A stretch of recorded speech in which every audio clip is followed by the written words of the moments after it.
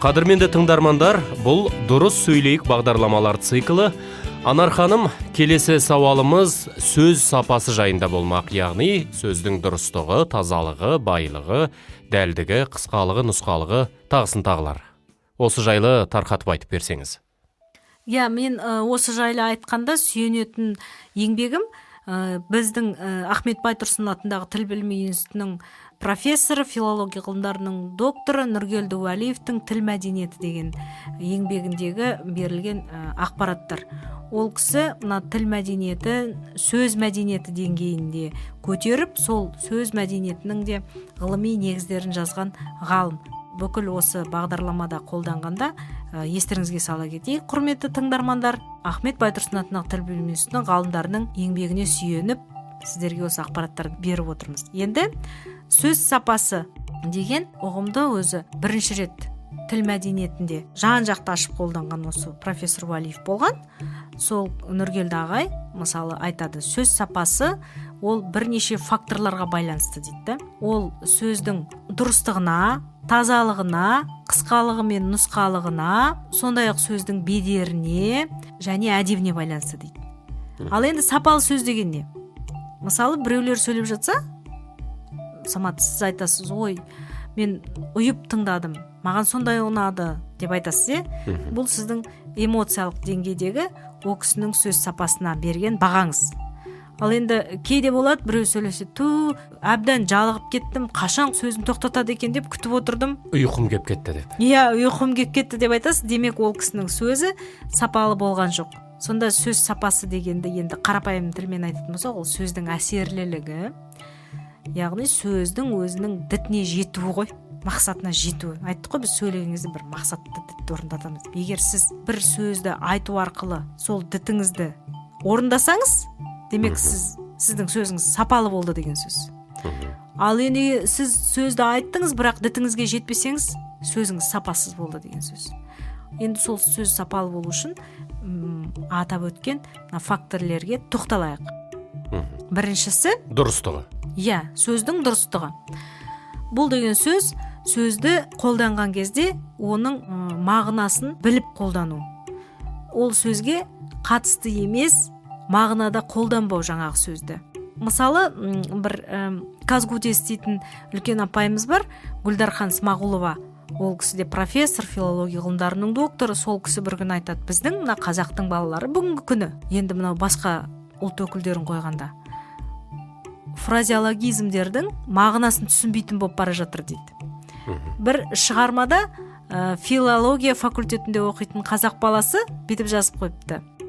Ат шаптырым жерден есіктің алдына шыққан күшікті көрдім деп. Сонда ол бала ат шаптырым жер деген ол қаншалықты үлкен жер екенін білмейтін бала. Елестете алмай тұр ғой, ат шаптырым жер деген қаншалықты қашық жер екенін. Енді ат шаптырым жерге Самат сізді қойып, сосын кейін сол ат шаптырым жерден өтіп кеткеннен кейін барып ана есіктің алдынан күшікті шығарып қойса, сіз сол күшіктің түрін көресіз ба? Көрмейсіз. Көре алмайсыз ғой сонда. Адамның көзі жетпейді ат шаптырым жерге. Сөздің дұрыстығы деген осы. Сөзді дұрыс өзінің мағынасында пайдалану. Енді келесі факторға көшейік. Тазалығы, тіл тазалығы. Сөз тазалығы. Бұл қазіргі кезде үлкен проблема. Қазір бізде екінің бірі сөздің арасына біріншіден паразит сөздерді қоса береді. Ешқандай мазмұны жоқ, мағынасы жоқ құр сөздерді. Әдет болып кеткен. Әдет. Короче деген анекдот бар ғой.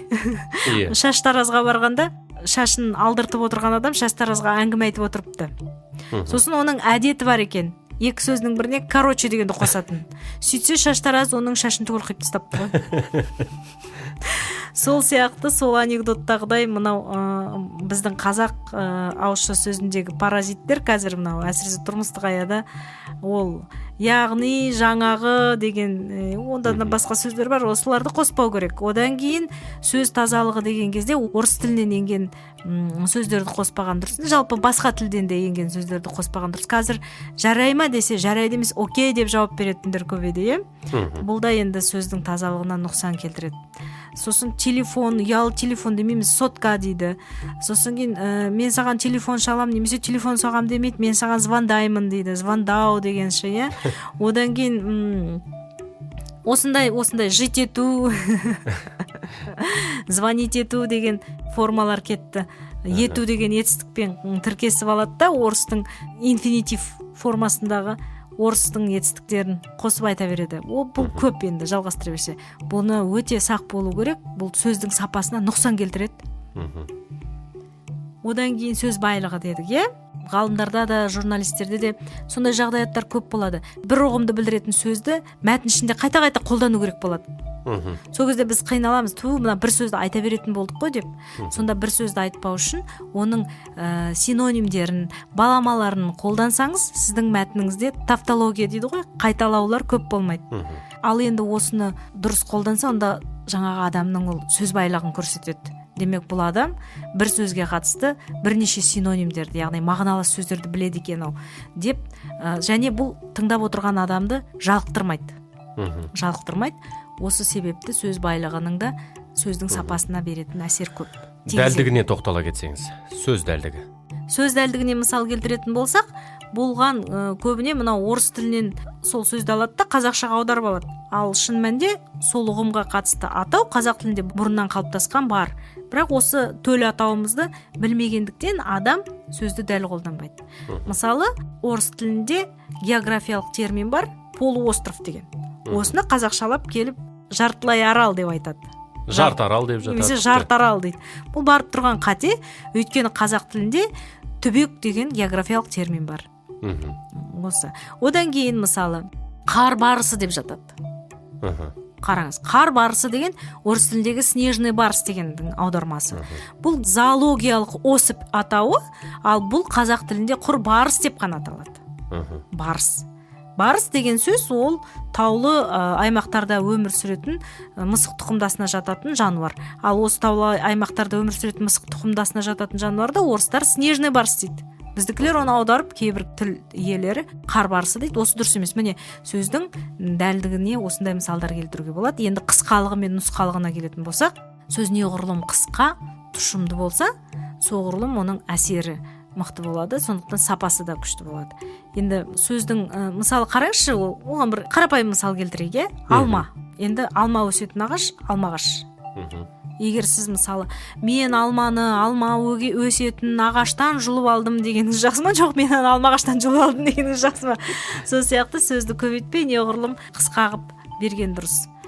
Ол бір. Екінші, сөздің қысқалығы ол ойдың жетілгендігін, піскендігін көрсетеді. Егер сіз әлі өзіңіз ойыңыз жетілмей, әлі сол мәселеге қатысты, айтып тұрған пікіріңізге қатысты әлі ойыңыз піспесе, сіздің сөзіңіз өзінен өзі шұбалаңқы болып шығады. Сондықтан сөйлемес бұрын алдымен жақсылап ойланып алған абзал. Енді сөз бедері дегенді түсіндірсек, ол былай: сіз қандай қарым-қатынаста сөйлеп тұрсыз, сол қарым-қатынасқа қатысты тілдік бірліктерді таңдағаныңыз дұрыс болар еді. Енді ол туралы біз көп бағдарламамызда сөйлестік. Бедер деп осыны айтады. Мысалы, кітаби стильде тілдік бірліктерді таңдау керек болған тұста, сіз сөйлеу стиліндегі тілдік бірліктерді таңдасаңыз, сіз сөз бедерін бұзып аласыз. Бедер бұзылып кетеді. Осы. Ал әдепте енді ол түсінікті, сөз әдебін сақтауда сөздің сапасын жақсартады. Енді мысалы, мынандай бір жағдаят келтірейін. Мысалы, мекеменің басшысы әйел адам, қазақи орта, сонда бетіп айтады. Мынандай ақпарат, жоғары жақтан тапсырма келген. Зейнеткерлерді мүмкіндігінше енді жүктемелерін азайтып, оның орнына жастардың жүктемесін көбейтіңдер деген тапсырма келген. Сонда ол кісі осы ақпаратты былай жеткізген: бізге жоғары жақтан тапсырма келді. Шал мен кемпірлерді қысқартыңдар да жастарға көбірек жүктеме беріңдер деп айтты деген. Міне, бұл сөздің әдебіне қайшы келеді. Өйткені қазақта шал деген үлкен кісілердің атауының ішіндегі пәс кішкене төменірек, деңгейі төменірек атау. Шал деп әдетте қария жасқа келген, бірақ беделі онша төмендеу адамға айтады. Ақсақал десе, негізі үлкен бір жазушы осы шал, ақсақал, қарт дегенді жіктеп берген деп естідім. Иә, ол қазақта бұрыннан да бар. Мысалы, жағымсыз мағынадағы үлкен жастағы ер адамға қатысты жағымсыз мағынадағы сөз қолданыстардың бәрі шалмен келеді. Үй жаман шал, үй қу шал. Қақпас. 30 ұлың болғанша осырақ шалың болсын деп. Неге осырақ деген жағымсыз сөзбен шал деген сөзді тіркестіреді? Ақсақалың болсын демейді, кәрияң болсын демейді, шал дейді. Немесе түтін аңдыған шалдар дейді. Сөз аңдыған шалдар, сақалын сатқан шалдар дейді. Көрдіңіз ба? Шал деген сөзде жағымсыз мағына көбірек. Ал енді осы үлкен жастағы жасы біразға келген ер адамға қатысты жағымды мағынада сөз қолданыстарда онда қария дейді. Мысалы, данагөй қариялар, данышпан қариялар, ақылгөй ақсақалдар, батагөй ақсақалдар деп, көрдіңіз ба? Осылай бөлініп кетеді. Жақсы, Анар ханым, қойылған сауалдарға толығымен жауап бердіңіз. Көп рахмет сізге. Вики білім қоғамдық қоры. Қазақстан Республикасының Мәдениет және спорт министрлігі тілдерді дамыту және қоғамдық саяси жұмыс комитеті тапсырысы бойынша дайындалған. Алматы қаласы, 2015 жыл.